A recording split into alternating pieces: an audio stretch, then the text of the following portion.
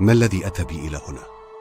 أنا الدكتور نوح جوشوا، اللاجئ السوري الأصل، الأمريكي الجنسية. أقف على حافة شرفة بالدور 20 في العاصمة الإدارية بالقاهرة.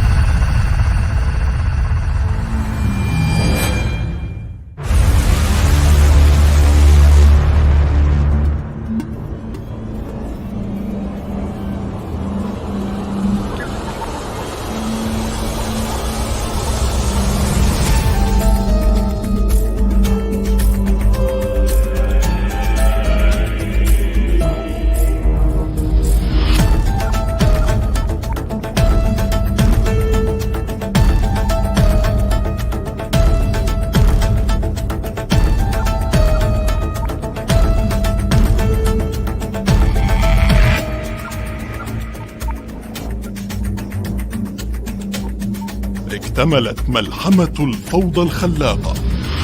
ضرب الوباء الرقمي الكرة الأرضية.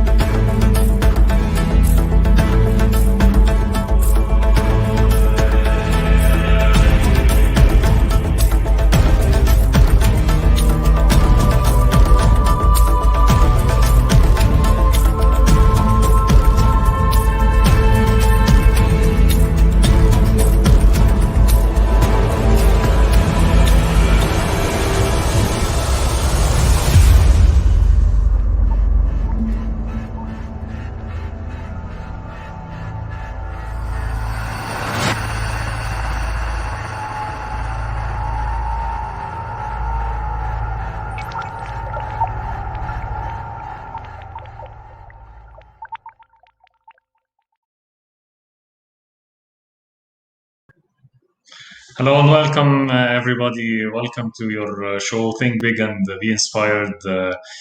Today we started differently with a really nice trailer for our guest today, who is a great author, or as we call him, the corporate novelist. He has a big experience in trade marketing and in sales, in multinationals, in pharmaceutical industry, and in FMCG.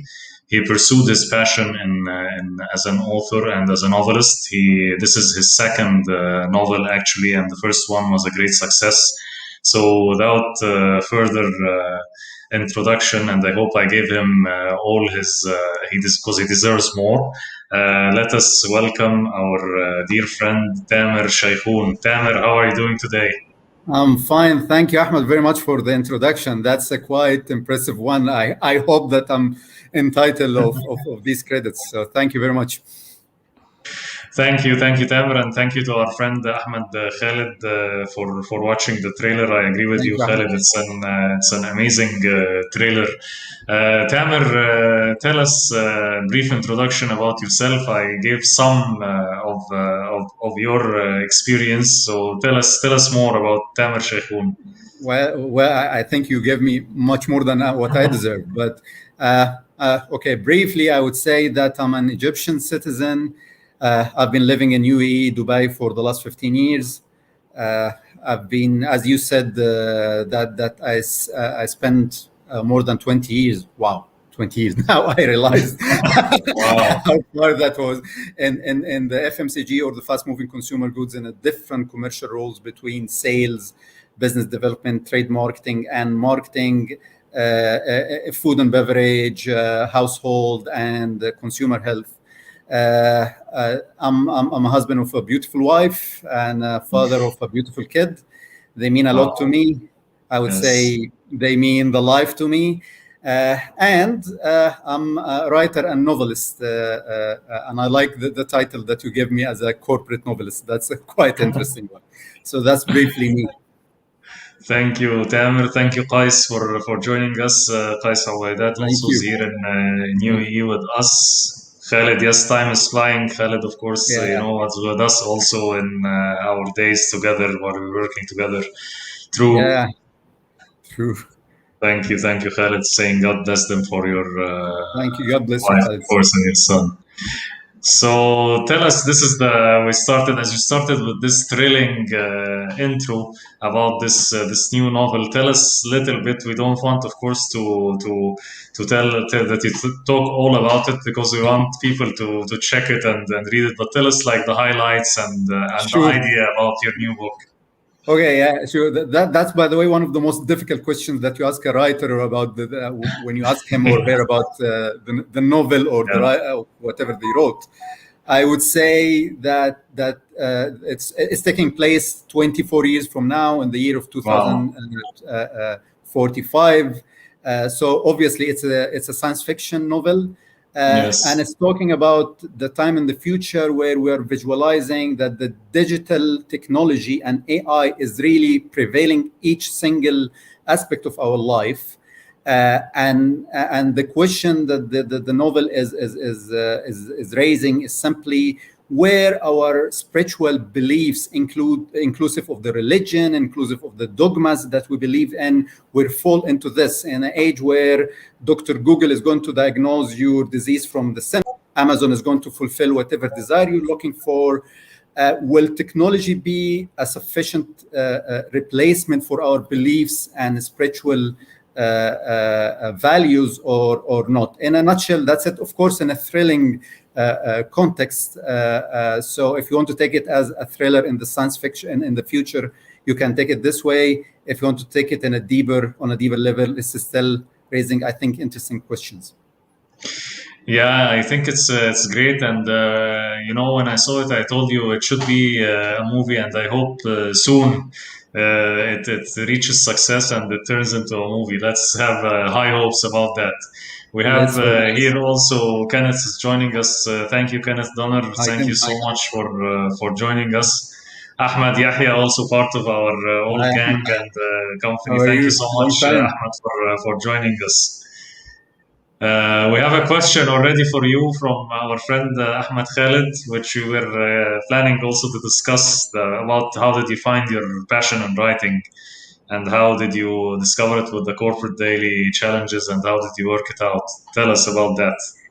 Good question, Khalid. I mean, that started actually from childhood. I mean, as any child, I used to watch the animated movies. I used to read the comics, but somehow when the script of whatever material that I'm watching, I don't like the end. For example, a superhero is dying or Yeah. not getting the victory the way I wanted. So I start to somehow engineer a different script. So this is how it started. And I started to narrate it to my classmates.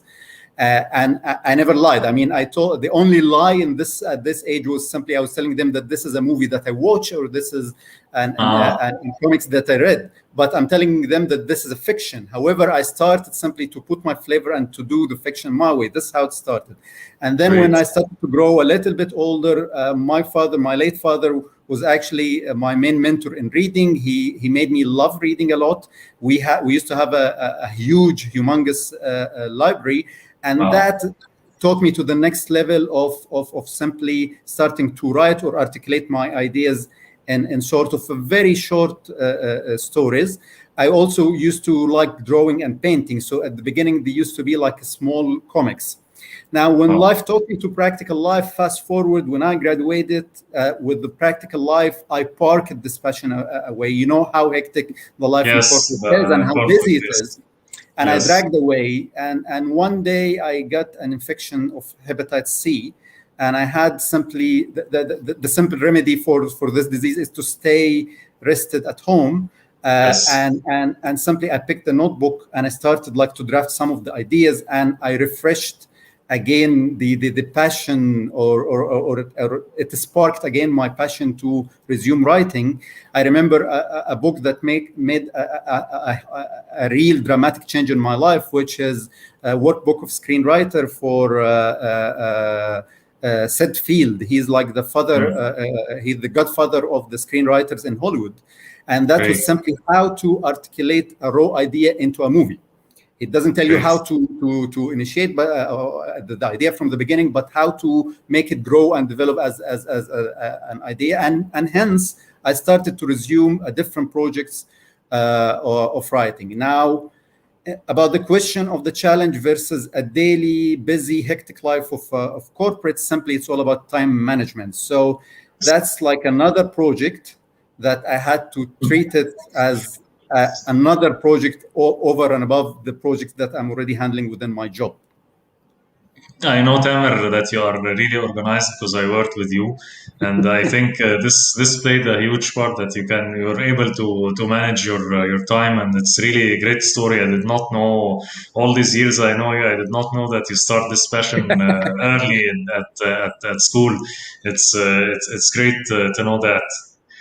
Thank you also, Muhammad, for joining us. Muhammad Arbaz, thank you for joining us. We have a friend from Nigeria also. Olmedi, thank you for joining us from Nigeria. The old gang is here. Ismail Hafiz also, our friend, saying, Tamer, you rock.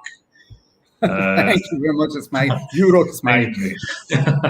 Thank you, Ismail. Yes, thank you so much, Ismail, for joining us. Khaled saying inspirational, Tamer. I totally agree. Thank you. Thank you, Khaled. Thank you very much. So he's talking about the first novel. So they are reading our minds, all the questions that will come to us today. Yeah, Gradual was my first novel. That's Yes. first published novels, by the way, because there are many, not many, but there are other novels that hasn't been published yet. Bridge had a special place in my heart because that was the first novel that has been published and accepted by a big publisher to be published.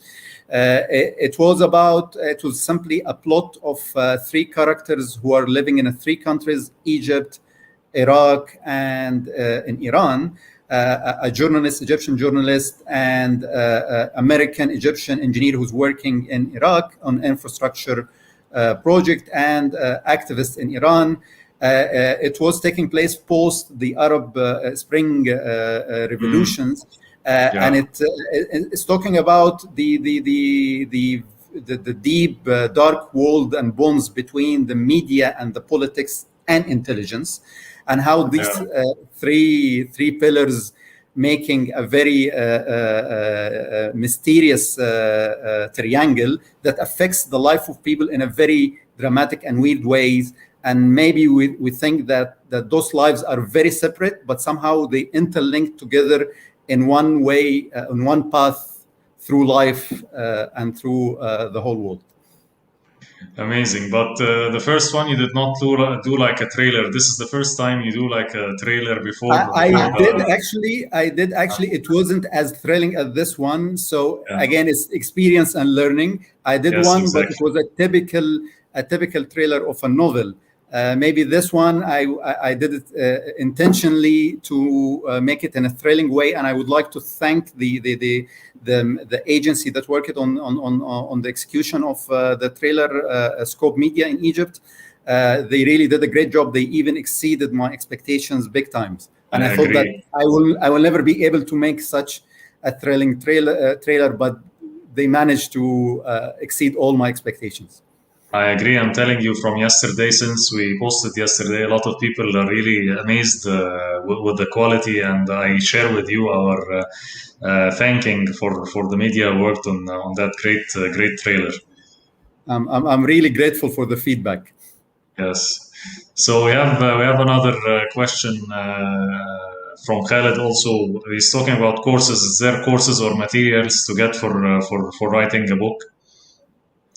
There are courses, either online courses. There are some workshops. It depends on the type of writing that you're looking for. So especially if you're talking about fiction, there are workshops. Some of these workshops are done by novelists. For example, the very famous Ahmad Murad. He's running his own workshop, even here in Dubai. Sometimes he has his own tour in different Arab countries. And you have some courses for the likes of Masterclass, for example. These courses are on different creative works, inclusive of free writing. Eventually, no one will teach you how to write, but the courses and the mentors will structure your mindset in a way to grow the raw idea, or to evolve your raw ideas and transfer them into structured working that you can simply introduce it to the world in a non-fiction or in a fiction book or in whatever format you're looking for. Okay, great. Yes, clear. I think answer, and it's good to know that there are ways and courses to develop your skills in writing. Thank you for sharing this, Tamer. Thank you, Akhil Mujawer, for joining us. Also, Osama Ataya. Thank you. Thank you so much for joining us. Samir Ali also joining us. Thank you, Samir. Thank you for joining us. Thank you, Samir.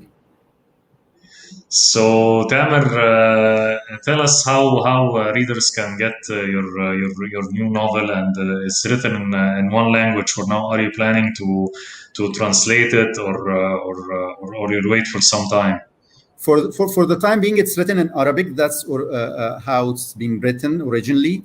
In the future, hopefully, it will be translated to other languages. For the time being, it's released physically in the International Book Fair of Cairo. It's already there, published by الدار المصرية اللبنانية or المصرية اللبنانية Publish House.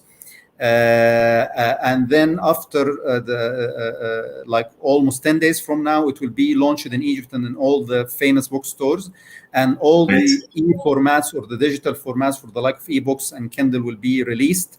It will be available on different platforms for the like of Amazon.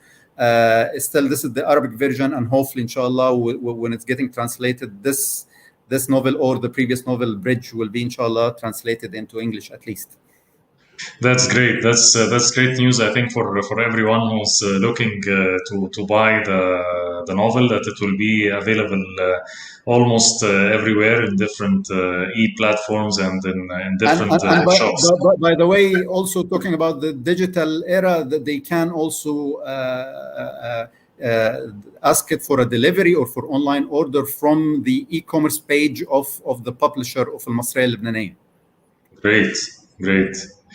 That's all great news. And Karim El-Komi also joining us. Wonderful discussion. Thank you so much, Karim. Great show, guys. Thank you so much.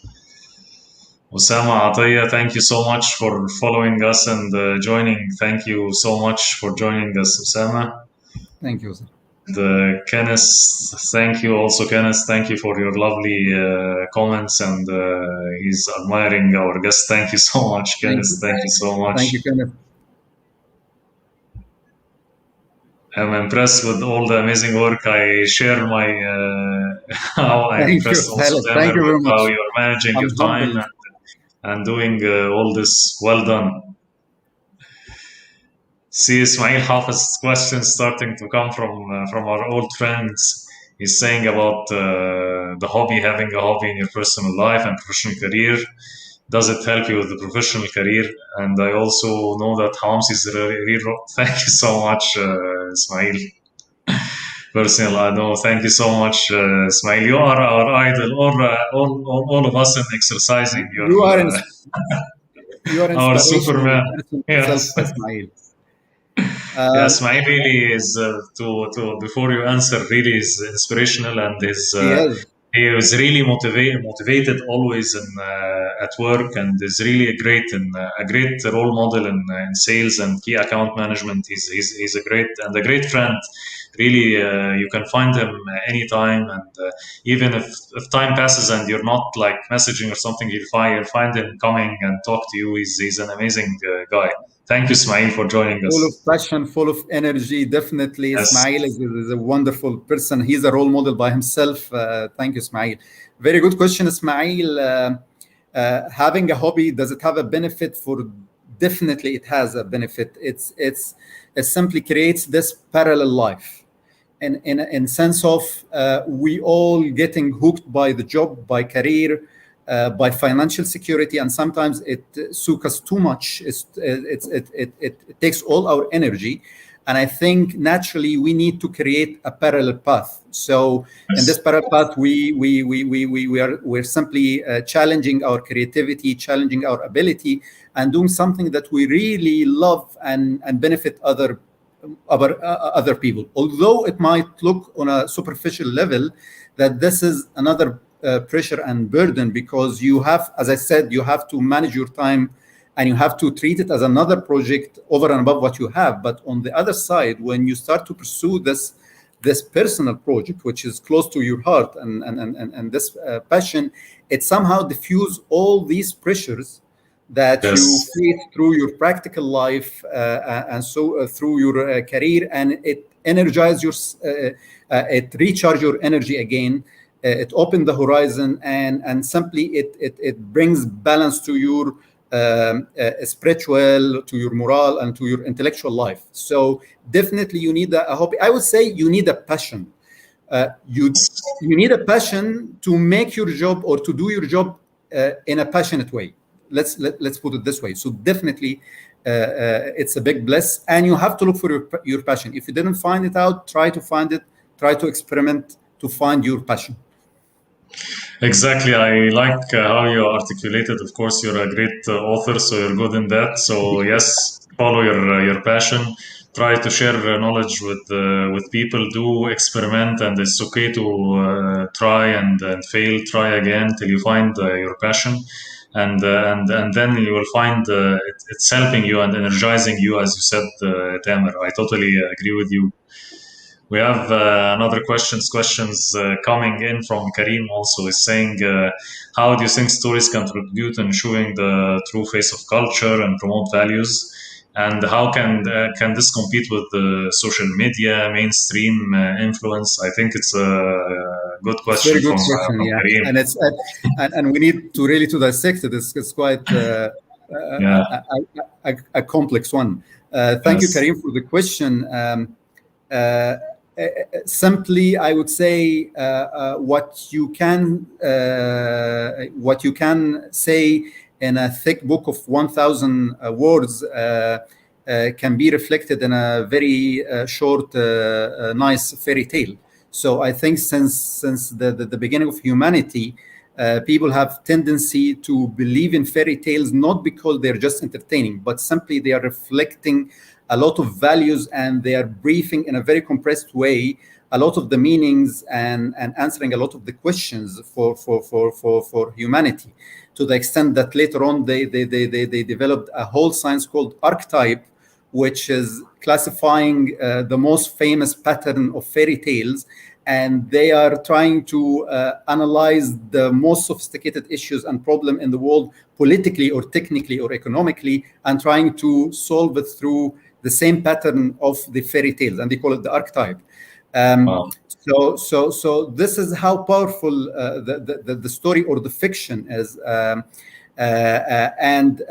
When you say, will it compete with social media? I would put it in a different way. I would say that the social media and the new digital world is simply the new medium that will enforce all the creative people, novelists, or writers or screenwriters, to adapt with the new medium and the dynamics and the characteristic of the new mediums of social media. For example, let me give you one example now. One of the very trendy genre of movies, not necessarily my favorite, but it's really growing now, is what they call it the interactive scripts. And I think many of the audience have seen this, when instead that if watching a certain movie on any of the platforms for the likes of Netflix, of HBO, from beginning till the end, the audience are simply engaged in changing the course of the events within this script. So at a certain event or a certain scene, you find the actor is asking you, shall the man kill the lady, or the lady can survive from the murder? And with each answer, you might have a different... It's like a video game now. Yeah. Yeah. So simply now, screenwriters and novelists, they have to adapt to the dynamics of the new medium, which is the social media, and also they have to benefit. Without the social media, you wouldn't have seen such a thrilling trailer to a novel that came across to everyone as interesting, and maybe people are more interested to know more about the novel. And I wouldn't be able to do this unless the social media was as prevailing as today. True, great answer, Tamer, and I think also I would say again very well. You covered all the points, and thank you so much for that. And I totally second your voice, of course, about the power of social media now, the power of even personal branding, the power of going live, like what we're doing, the power of like you said. Putting a thrilling trailer that you can encourage people to know more about the book. Exactly, 100%. We have Shadi is joining us, great friend and supply chain professional. Thank you, Shadi. Surya, great work. Thank you so much for joining us. Karim is saying he loves Ismail already. Thank you, Karim. Okay, Karim is very satisfied also with the answer. Thank you, Karim. Thank you, Karim. We have one of your friends, Thomas Jajiria, is saying, Hi, I'm very proud of you, my friend. Really appreciate it. Qais, thank you. I'm amazed by how you were able to manage writing novels while working at corporate. I totally agree and with Qais here. A good question, I think, from Khaled. He's telling us as a critique. I know also you were part of your passion was like being a critique for movies. And so tell us how can you be a critic and for a great story, or what's the formula to define a great story? That's $1 trillion question, Ahmed. I mean, it's not that easy. I will try whether from my own judgment or from my own reading to answer this question, but I hope that there is a black and white, clear-cut answer.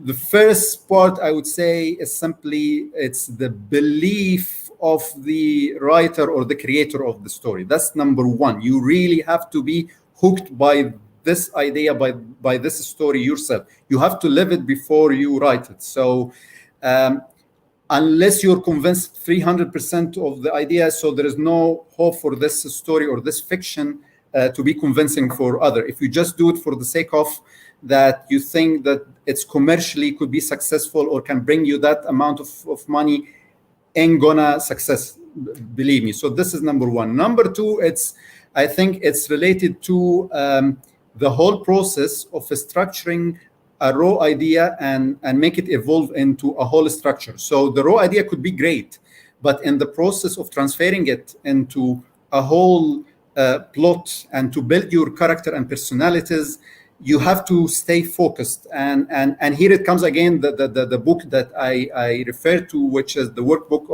of screenwriters for Set Field. Although that's simply for the screenplay, but it applies also for the novels, which is you simply have to have a plan for your novel. You have to make sure what's the bottom line, not to lose focus on the threads, and to make sure, because simply it's like any human being. So the story is a human being by itself. It can drag you to a different. It's like any complicated relation. It can drag you to a different courses that deviate you from the main course that you have to focus on. And eventually, simply, when it comes to novel, at least, it's simply your articulation and how you express it. So you might have a great idea, you have a great screenplay, but the way you're expressing it is not expressive enough and thrilling enough to the audience. I remember when I submitted my first draft to one of the publishers, and the owner was a personal friend, and he was giving me some tips, and he said, imagine that the characters of your novel are guests and you ask them for a dinner. So ask yourself what type of gossip you're expecting from these guests that you might enjoy this dinner or this night, and what type of gossip or talk that you're not interested to hear about. So simply, this is what you do. Instead of the dining table, this is what you do through the few pages or the few lines that you have in a novel. I think that's a good analogy from your friend, and totally It is great, because you want it to be exciting. You want to be exciting from page one to till the end for all the true, people who are reading. I true, totally agree. true. Kareem, thank you. I love the discussion. Thank you so much. Thank you, Kareem. Osama Ataya is giving some good comments. I assume if anyone visualized his work journey at new position in the shape of a novel or scenario from his day one till he reached his target, thinking every day he'll definitely achieve it. So it's a new skill should be acquired. I totally agree with that. We are living a big novel. I totally agree, Osama, and the way we are handling our life and the complexity of our life is not different from the way we are managing a novel. And you need somehow to visualize your path in a way as if you are writing your own screenplay, knowing that there are zillions of factors outside your hand. But sometimes we have to treat life, and we have to treat even our career as a play, and go back, take one step backward, and start to restructure the whole play again within the tools that you have, because you know that you have many other inputs outside your tool. I totally agree and echo what you said, Usama. Thank you, Osama. Yeah, here our friend is saying, are you planning to give it all to writing at any stage of your life? Very interesting, Ahmed. Would I love to do? Of course, it's my passion.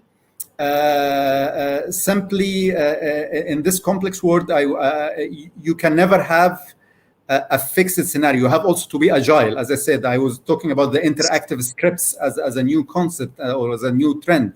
So at a certain point of my life, maybe it can be my job. I don't know when. Simply when it brings me enough financial security. To be very honest with you. Yes. However, the one thing that I can promise you of, that if this day comes anytime soon or far, definitely the day that my profession will be writing, I will start to create the parallel path.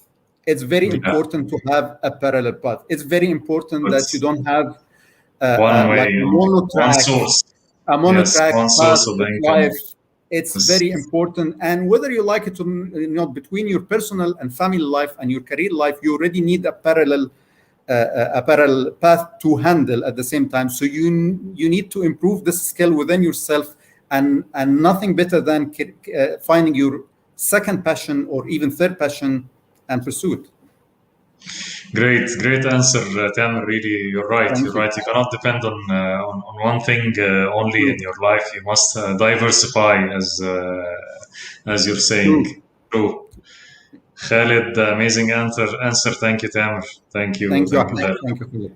Ismail, our great friend, what motivates you? What really makes you keep this fire on during these tough times? I'll answer, Ismail. We just look at you and we're motivated. You just took it from my mouth. One thing is definitely to be in the surroundings of the likes of Ismail. So those positive people around you is definitely bringing you up. So that's definitely one of the tactics. I would say, Ismail, seriously, and it's not cliche, but what keeps you motivated is enjoying the journey. It's not the destination. I'll tell you something. For example, talking about writing and passion. When I started writing, and even if you really want to know the commencing time of when I really started writing, that since I was a child. When I was writing to myself. I didn't know if there is a single reader outside myself is interested in whatever I'm doing. Fine. So I did this for the sake of passion. It was simply, it was motivating me to pursue the writing. Till one or couple of friends, they told me, by the way, what you're writing is worth to come out to the world. So Right. Move on. It's simply the passion that you give to whatever you're doing, whether in your career or in your hobby or with your family, is the real motivation. Be genuine in whatever you are doing. and simply enjoy the journey. That's what keep you motivated. Of course, life is full of ups and downs. Don't get me wrong. I mean, I'm getting my frustration doses every single day. Sometimes many times I'm questioning myself. Why do I bother and put this burden on myself, or trying to write? Will I get Nobel one day? Will I get Booker one day? It's not worth it. So, but again, enjoying the journey is what keeping you motivated. And let me give you one example of this. When you receive a message from someone who's living in Iraq, and this man you never met in your life, and you even haven't been to Iraq. So even when I wrote about Iraq, I had to do my research, and I had to meet Iraqi people and to get insights about Iraq, because myself, I haven't been to Iraq. And those people, they send you an email and they tell you, thank you for your novel. You brought us all the good memories about Iraq, and you said what we couldn't really express about Iraq, although you haven't been to Iraq, as you said in a previous interview. When you receive another message from a simple guy that he's working in some other Arab country, and you create a bond with this gentleman, and the gentleman is asking you, in the references of Bridge, there's this specific book.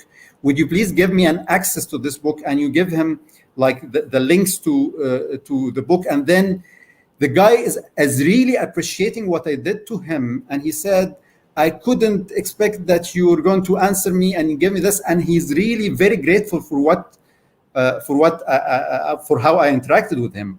What he doesn't really know, that it was really my pleasure, and I was grateful for this man, that he really got engaged in my novel, and he even got engaged with the references of the novel that he's asking me, and that's by myself is motivating me. That's more than an ultimate satisfaction to me. So he thinks that I did him a favor, while it's the other way around. He did me a great favor. Right. I think this kind of testimonials and this kind of engagement that let's be honest, that you don't get in the corporate world keeps you like going and pursuing your passion. This kind of interaction with people, and when you feel like you're doing something that people are gaining from it knowledge, or are happy that you express for them something that they don't express. Of course, this will give you a great motivation to keep going on. And it's about, if I talk to Ismail, it's about consistency, about showing up every day, even if you feel that you're down or something. So this is great answer, Tamer, and a great question, Ismail. Thank you, Ismail. Aya Fikri from Egypt, thank you so much for joining us, my friend. Take our career as a play. I assume there is depth in that. Thank you for the nice discussion. Patricia is joining us. She's saying thank you for your answers. They have been most helpful in writing my books. Great advice on life. I'm waiting for your book, Patricia. We're all waiting for Patricia book. Thank you so much for joining us, Patricia. Ismail, our friend, really inspiring. Thank you for sharing your lovely experience. Thank you, Ismail. Tayyib Ji, our friend from UAE, also really inspiring episode. Thank you. Thank you so much. Thank you, my friend. So tell us about your, we can say the challenges that you faced. We talked about a little bit, maybe if you have challenges and benefits of your practical experience. It's full of challenges for sure. Definitely, as I said, it's all about time management, and this precious asset that called time is already what we are trying to get. And the first challenge that you have is simply the time. So when I said that you need to improve your time management skills, so the first challenge is to create this time for yourself, and to be as organized as you can. Between your family, your job, and your own passion, and it's not just about creating the time within your day. It's also about the time span. So let me tell you that this novel took me around 4 years. That was even before Karim, my son, came to life. So I remember that I started when I commenced the project as as the novel Resurrection Codes or Shafarat al-Qiyamah, I even told myself at this time my wife was pregnant, and I said, let's try to finish as much as I can, because once he's once he's on board, then I definitely I'll be much more busy, especially in his first days or in first year. And in this time span, my son came to life. I changed my job. I changed my home. And even with the downs, I lost my father. I lost my second father, who's my father-in-law. So, and then COVID came in 2020, and everybody knows how hard it is. Yes, how dramatic year it was. So you need this. The other challenge is you have to keep the hope, the energy, and the level of the determination that you have to finish this project and keep moving on. So that's definitely your second challenge, not to lose your patience along the way, and to make it the other way around, to make it like a source of motivation to you till you finish it. And of course, sometimes you have even some logistical and physical. For example, the launch now of my novel, and I'm here in Dubai. I'm not available in Cairo where it's launched. Yeah. So you have to deal with it. Thanks for technology in that sense. Talking to your publisher, using all the technological and social media to help yourself to overcome these logistical obstacles. Great, of course. And Tamer, didn't know that it took 4 years. Wow, that's really a long time. Same thing for Bridge, by the way. Same thing for Bridge. Bridge also 4 years. Wow. Yeah. Wow. And of course, sorry for your losses about during this time and hard times. But as we said, from struggles we are reborn, as we say always. Exactly. And it's great that you kept going and you kept the motivation on. And we can see that the product is really nice. And I'm sure that it will be a great success. We have a lot of old friends coming in. Bassem Salama, also a friend from our previous company. Thank you so much. We miss you too, Bassem. Thank you for joining us. Osama Ataya is saying our daily and seasonal drama indeed lacking novelists like you, Tamer. I think Arabic drama needs the life of professional candidates and day-to-day managerial situations, like the American series about hospitals and situation emergencies. Can we present that type of content? That's a good question. Take us to, can we move it to a movie or a series? Osama, thank you for the question, but I started to doubt that you're stalking my mind somehow. So definitely, what we face in the practical life or in the corporate life in particular is definitely inspiring us with different stories, because we see this drama day in, day out, whether through the personalities that we are interacting with, and they are great material for the dramatic characters, or even for the events. You see everything. You see the backstabbing. You see the inspirational persons, for the like of Ismail, who has a smile even in the most toughest days. You see how people are acting when results are coming and market share is achieved, and you see how they are acting when the KPIs is missing and there is a pressure from here and there. You see the politics, you see the love, you see the passion. So of course that will be reflected, inshallah, on my coming projects, whether it will be like Office, whether it will be like ER. I mean, you can never tell what exactly it will be, but definitely it will be reflected, and somehow partially it's reflected on the previous works. Great answer, Tamer, and it took us as you said, he read our minds that about the next project. So he took us to answering this question. Great. Muhammad Badr is saying great balance between the passion and career development. Thank you. Friend. Yeah, Thomas also saying real passion can be helpful in going through tough times. Very true, Thomas. Very true. We have another good question. What's your advice on getting a successful publisher? and how do you know that the publisher is good or bad? Okay, now this question, Patricia, has two sides. One side is you judge about the publisher simply from the quality of the titles that they are publishing. So your homework is simply you need to search about the publisher. But this is one aspect. Another aspect, you need to do the intelligence about how they're treating their writers, in sense of the passion and focus that they're giving to the writers. Are they just a material of a revenue, they're cash cows to them, or they're treating them as a project? And this can come only through experience and through your intelligence by trying to find writers that dealt or interacted with these publishers and how they're treating them.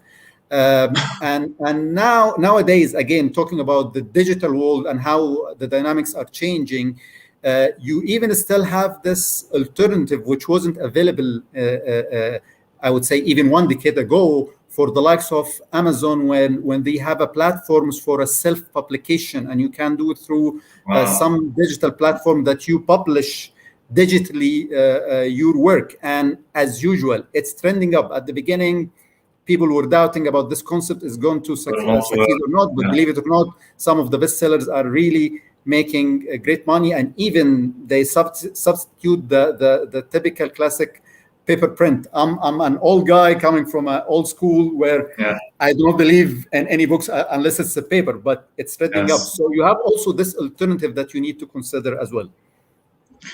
True, and also to add to you, also I can see that audibles are also coming in, and you listen to the book and all that. That's great. Let me tell you one example. Sorry for before we come to the second question. Tell me. That to be honest, while I didn't know that Bridge has been transferred into audiobook. Fine, and by coincidence, I found it. I found the link, and I downloaded it. And the narrator was too good, to the extent that he made me at least listen to like for 4 chapters, and I was really amazed, as if I'm listening to, and it was a very interesting experience, as if I'm listening to a novel of someone else. Really? And it's different experience from reading. So you're absolutely true. That's amazing. Yes, because you enjoy it. It's convenient because we're traveling. We are all the time in the car, going to work or going out here and there. It's very convenient, I think. Yes. Sorry, I cut you on the questions. No problem. That was a good feedback from you. So tell us about the characters in your novels, if something brief or if they are fictional or not. Do you have features of people you know in real life? Good question. So the answer, are they fiction? Yes, they are part of the fiction. This is not biography. And even, by the way, the biography, when it's transferred into fiction, so it's not documentary in a way. Does it reflect a part or an inspiration of real people in your life? Definitely. Those people that might came across your life personally, and you know them, or you got inspired by them. Let me tell you something. I don't think that you can be, back to the question of the formula of good novel, you cannot be a good writer, or fiction writer at least, unless you have a very alert human sensor where you're reflecting on every single personality that you are meeting in your life, or even know about through your reading and so on. So definitely, and the character to be believable, it has to be as much as it gets to reflect from the real life, real persons. That's why the more that you have these sensors alerts, that enable you to be more successful writer and build believable characters in your drama. So you're saying that being a writer, you had to convert to reality, talk about genuine, about authenticity, about how people really deal. You have to absorb. You have to absorb. You have to find the charm in every single character that you are dealing in life. You have to observe in a much more alert way, and definitely that's building layers in your inner mind that becomes your data bank while you are crafting your Story, yeah. your story, because no good drama without a good characters. That's really one of the pillars, integral pillars about the drama or about the novel. Great one, Tamer. As I told you, all old friends are here. Musa, Ahmed Musa, our From the States. good friend from the States. Thank you so much, Musa, Thank for you. joining us, and we miss you. Keep it up, very inspiring. Thank you so much, Musa. Tamer, time is flying. Before we go, can you give us like final words to all our lovely audience who joined us and all the people on LinkedIn and YouTube who are watching us? First, thank you very much, Ahmed. Thank you very much for all the audience who attended. I'm really grateful for this, for your attendance, for your engagement. It's really inspiring to me, and you are the food for my motivation. Let's put it this way. Thank you so much. I would say pursue your passion. If you do not identify your passion, please experiment. Try to find your passion. Time is so precious, so utilize it the right way, and don't give up. Don't give up. It's okay that you miss a deadline. It's okay that it takes a long time. It's okay that you do it once and twice, and you do trial and error for plenty of times. That's part of the excitement of the journey. Just be genuine about whatever you are doing, and this definitely will reflect on your career, on your practical life, your personal life. So be genuine about whatever you're doing. 100%, Tamer, and I'll add to you, try something new every now and then. Break the fears, break the limiting beliefs in your character. Like I think you, for example, you don't go live maybe on interviews that much, but I see that, for example, today you did great. Everyone was, I think, happy with you coming. I was happy with the questions. I was happy with the engagement. Yes. Really great. So try something new and be brave, be bold, and be yourself. People really relate to you, and you are yourself, and show emotions, show your real character. Patricia, finally, before you close, I appreciate this. I'm grateful for you answering me. Thank you so much, Patricia, and thank you for everyone. Thank you, everyone who joined us, our lovely guest, Tamer, and I wish you that this novel, it's great success and translated in different languages. And as I said at the beginning, hopefully we see it as a movie, and it really takes you to a total different level. Thank you. I appreciate it, Ahmed. Thank you very much. Thank you, everybody, and take care. Thank you. Take care. Thank you. Bye-bye. Bye.